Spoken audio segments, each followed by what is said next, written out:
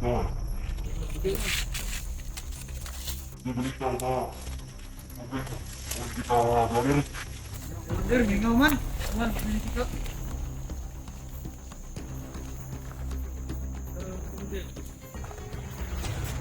Ano yung mga doon? Balita mo isa na magbuk na galing. Bumula sa bunta. At tulit ko sa entrance. Dito ko mapawag sa inyo. Order. Order. Balita na ang patyo ng luwa.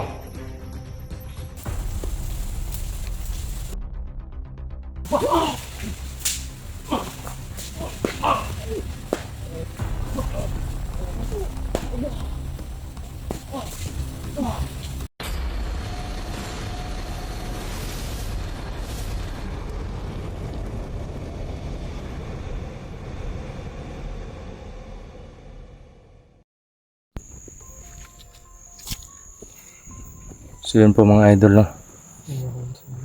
Isa mapagpalang hapon po sa inyo lahat. Dito na po kami sa area. At medyo makulimlim na po dito. So yun, habang naglalakad kami kanina, may masamang balita po na nakarating sa akin. So yun, hindi na naman ako mapakali ngayon dahil medyo yung critical yung pamilya ko ngayon. At nandito na sana kami sa location para hanapin si Dilaab dahil yun nga, gusto namin siyang mapatay at para makatawid na sa kabilang buhay si Pinuno at saka para mapuksa na din yung kasamaan na Dilaab. Yun nga lang, tanggap ako ng mensahe na nabahaan pala yung pamilya ko doon sa pinaglagyan ko sa kanila. Kaya yun, usap kami ni Dudoy at kinontak niya din yung papa niya nang umusta siya doon. Kaya nabahaan din pala, medyo malalim daw yung tubig sa ngayon parang malapit na daw maabot yung bubong. At medyo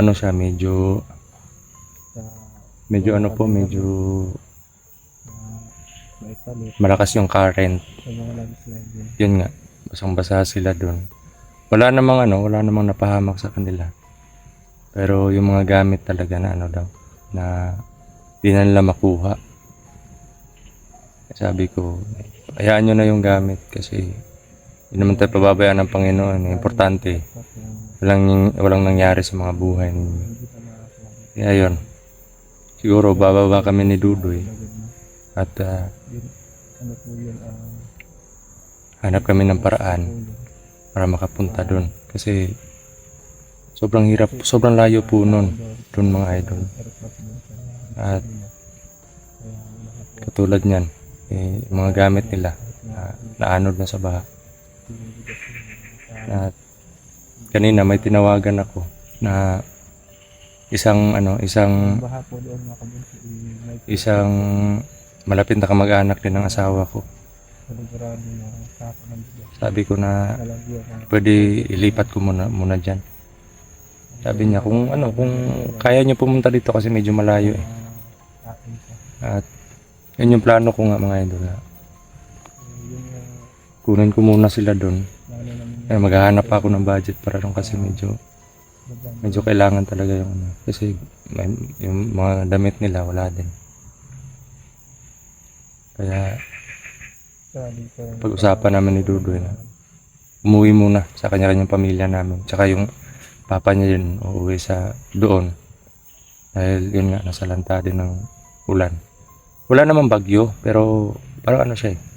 Sobrang lakas po ng ulan. Buti na lang dito, medyo tumila na yung ulan. Pero doon sa parang yung mga tubig galing sa ibabaw, yung mga tubig galing sa bundok, parang doon lahat sa kanila eh. Kaya sobrang lalim po talaga ng tubig daw doon. Kung alam ko lang, mga idol, kalimutan ko lang magtanong nung nakaraan na hinatid ko sila doon. Malayo pa namin. Kung alam ko lang na malalim pala talaga yung tubig doon pag bumabaha. Hanap din sa amin. Hindi ko napipilitin sila doon sila. Okay sana doon na lang sa isang malapit na kamag-anak ng asawa ko. At yun, pag uwi ko, kung masecure na sila doon, uwi ako tapos hahanap ako ng ibang malilipatan. Hanap na rin. Kasi yung Wala kami dalang pagalbak. delikado na din sa pinag-anuhan na pinagrentahan. Delikado na po talaga doon yung buhay namin. At yun, kahit kami lang dalawa ni Dudoy makakaalam kung makakita man ako ng malipatan namin. Kami lang ni Dudoy talaga yung makakaalam doon. Para safety po. Yun nga, sobrang lungkot ko lang kasi sa panahon ng sakuna, wala ako sa tabi ng pamilya. Pati yung ano ko bro eh. Yung Papa din ni Dudoy. nilipat na bro sa bro. Sa barangay na may gym. Evacuation center. Oo, doon na sila. Yung papa mo. Oo. Buti naman kung ganun. Yung sa akin, mga gamit nila, mga damit, yung mga gamit nila. Wala eh. Sana may magbigay doon ng kahit kumot man lang para sa mag-ina ko.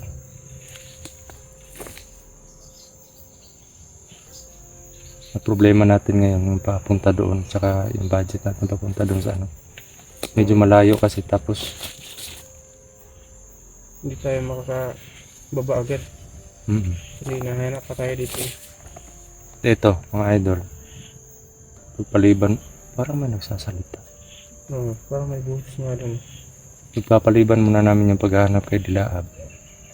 At yun, baka bukas na kami magsimulang maglakad pauwi dahil medyo gabi na. At yun nga. Hindi ako mapakali mga idol nangyayari sa pamilya namin. Kawawa yung pamilya ng hindi lang yung pamilya ko kundi pati na rin yung ibang mga tao na nasa lanta doon. Sobrang lalim ng tubig tsaka hirap din pag may mga bata ganun kasi kailangan mo unahin yung buti na lang walang nangyaring masama sa pamilya ko. Nasa mataas naman daw sila na bahagi pero hindi pa sila nakapunta doon sa evacuation center tsaka mahirapan daw pumasok yung mga rescuer dahil sobrang lakas po ng current ng tubig. Kaya sana sa mga oras na to sana ligtas na sila. Kasi hindi ako matatahimik pag ganito. Hanap pa kami ng paraan paano kami makapunta doon kasi sobrang hirap rin ang buhay namin. Pero sana hingi lang po kami ng dasal sa inyo mga idol. Alam po namin na nagdarasal po kayo palagi sa mga kaligtasan namin. Sana po wag po kayo magsawa sa pagdasal sa amin. Hindi lang po sa amin kundi sa kaligtasan din ng mga tao na nakalimot or nananampalataya pa sa Panginoon. Kumbaga, kahit yung mga tao na nakalimot na sa Panginoon, kailangan po natin ipagdasal. Pati sila. Kasi tao din po sila eh. Kailangan din po ng Panginoon na may magdasal para sa kanila. Alam naman natin na kahit sabihin natin na nakalimutan nila yung Panginoon, pero wag natin sisihin yung isang tao na nakalimot sa Panginoon dahil parang lang yan, parang inosente sila, kumbaga wala naman silang ginagawa katulad ng mga kalaban namin dito na halos halos kainin na yung mga buhay ng inosente. Hanggat hindi sila gumagawa ng ganun, ipagdasal po natin.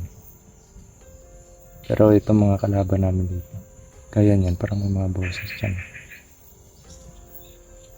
So yun mga idol, no? Puntahan muna namin yun. Parang may mga boses eh. Yan. Kanina ko pa ito naririnig na. Ano?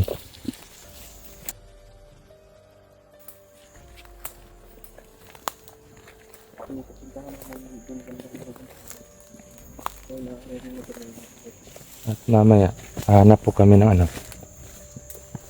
ng pwede naming mapaglipasan ng gabi.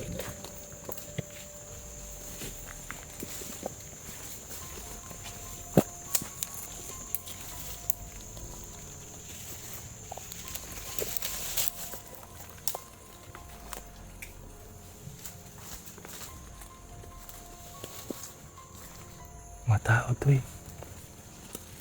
Mga kalapay. Takot.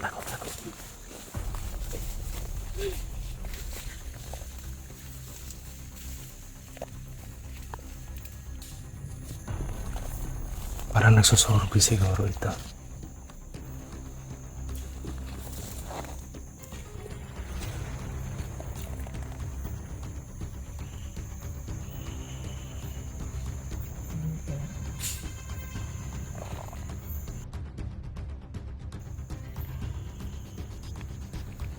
Parang nagsusurbi sila mga idol.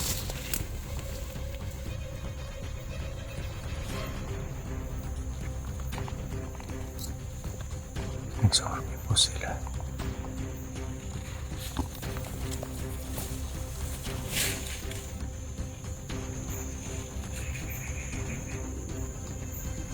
Wala na silang ibang kasama, di ba? Patayin natin yan. Yung kaya Apat. natin ito. Parang apat, no? Kayang-kaya yan.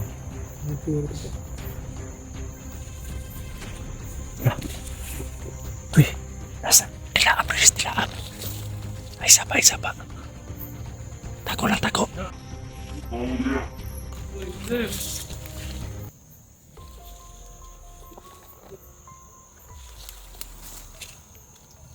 Ikaw. Dibalita ka.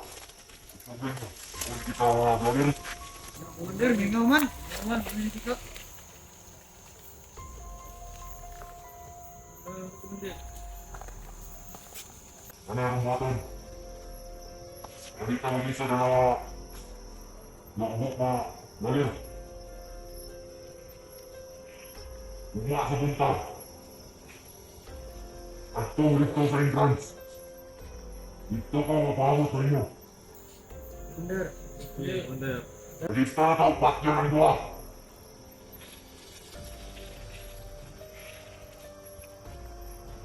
Ibos, Mandaribos, nakita niyo? Wala kang galing ako. Commander. Ako, inaharap ko siya dito ha. Ang buto siya grupo nila.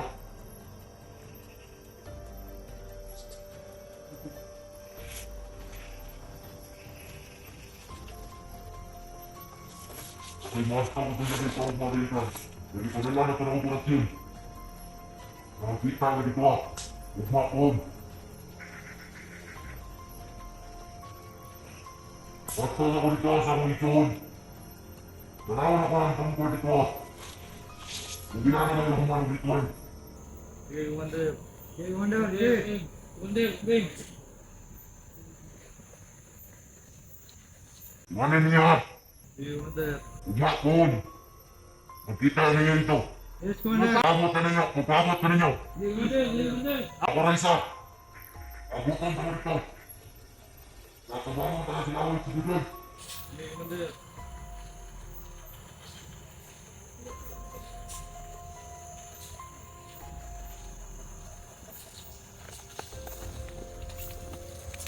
Ano daw yung sabi niya?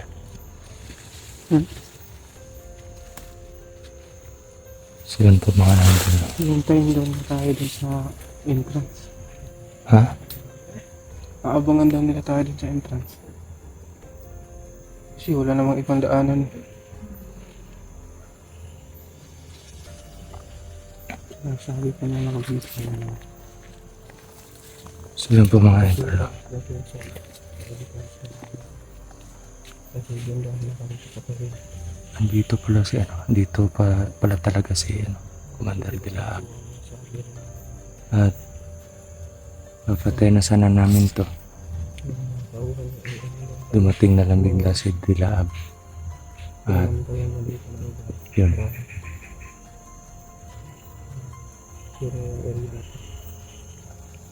Pinabantayan niya sa mga tauhan niya yung lugar na to. Tapos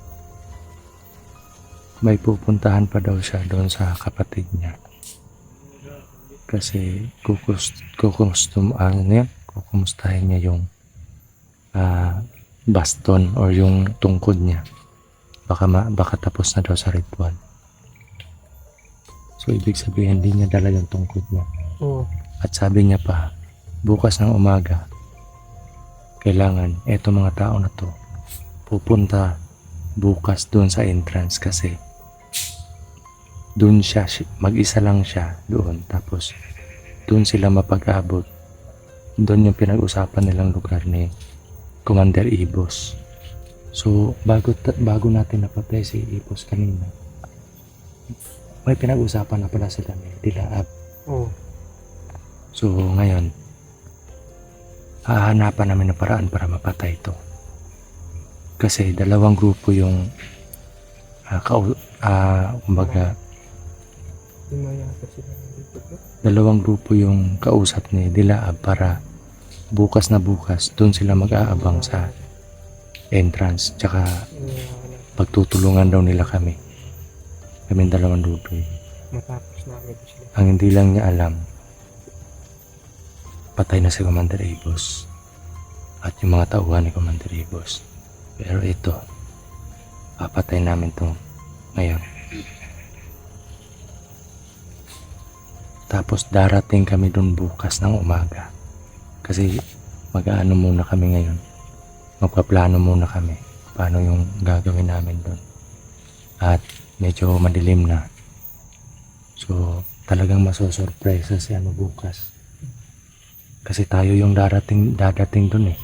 Yung mga tao niya sa Commander Ibos hindi na darating yun kasi patay na yun eh. Oo. Walang kaalam-alam si Commander Dilaab na patay na si Ibos. At Walang kaalam-alam.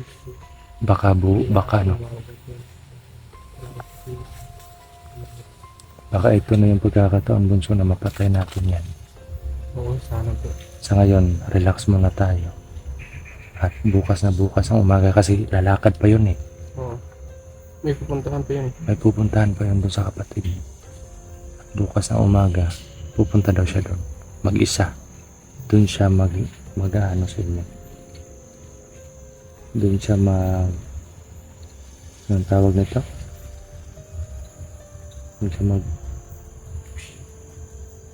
hihintay sa mga tauhan niya. Tsaka kay Commander Ibos. Doon sa entrance. Oo. Oo. So ano bunso? Ano?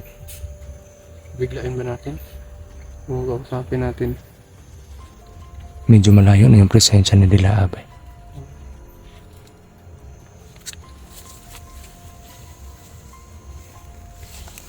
Patay natin yan.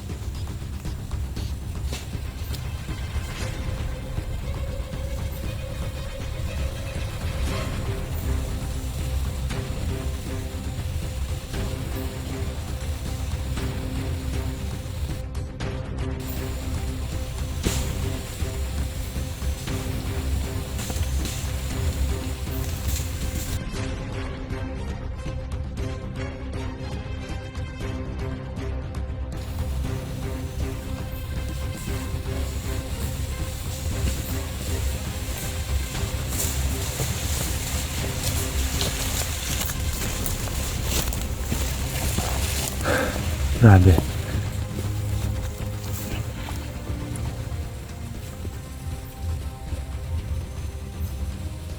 Sana yung mga kalaban natin na maharap palagi, ganito lang ka ano eh. Ganito lang kahina. Oo. Para hindi na tayo mahirapan ba? Di katulad ng mga tauhan ni Ibo, saka sobrang lalakas, sobrang matindi. Bro, sa palay ko bro, parang mga baguhan yata to. Parang gano'n na nga. So yun, Bunso. Ah. Kailangan natin Mamadali doon. hanap muna ng ng mapagpalipasan natin ng gabi. Kasi baka magtagumpay tayo.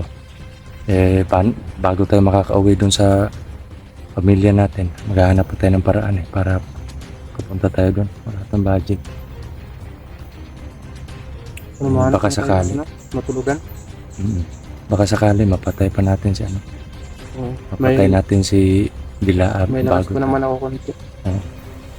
patay natin si Dilaab bago tayo makakababa. Importante bukas talagang uuwi tayo, tsaka pupunta natin yung pamilya natin. Kailangan tayo nila doon ngayon. Kailangan ka ng papa mo, kailangan din ako ng pamilya ko. Ano? Tara. Hanap tayo ng mapagtaguan.